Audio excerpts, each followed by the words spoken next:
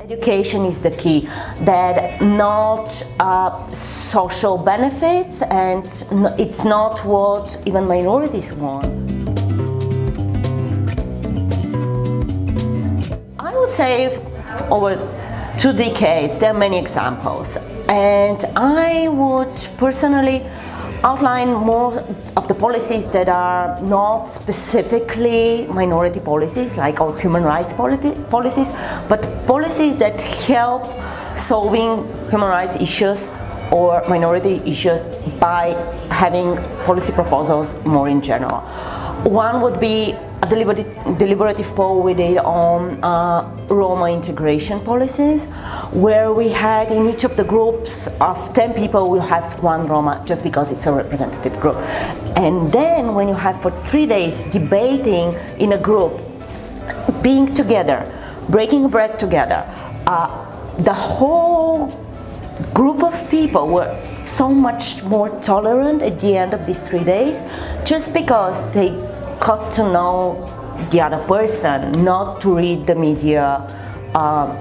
articles about it, to see that the person is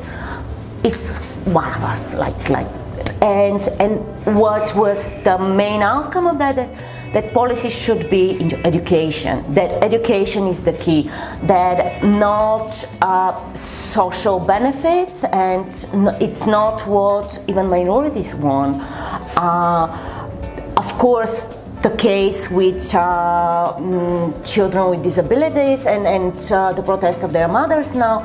of course there are simple legal solutions to the issue, which should be enforced by whole civil society, and that's why I'm really hoping that we will be more united against that, to help them achieve those. Another thing is like the demolition of houses, of Roma houses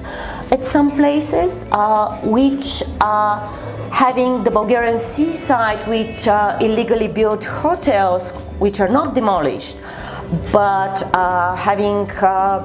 tiny houses demolished being the only place for a family to live, was something that we work with municipalities, work on a local level in many places, solve the problem in one or another way, but there's a huge coalition of NGOs working in that field, not only Roma rights NGOs, not only human rights NGOs and think tanks, but also local authorities. So building coalitions, trying to have a consensus on how we solve an issue, how we solve a problem, and not target it as a minority, as tiny problem that it's not concerning the whole society. It is concerning the society. Whatever small minority it is, whatever not important seemingly human rights issue we are talking about, it is affecting us all. And when we try to think policies as policies for the Bulgarian society and not for this specific minority on this specific issue, tiny issue, then we are much better also in communicating why we should have a solution for all of us. So.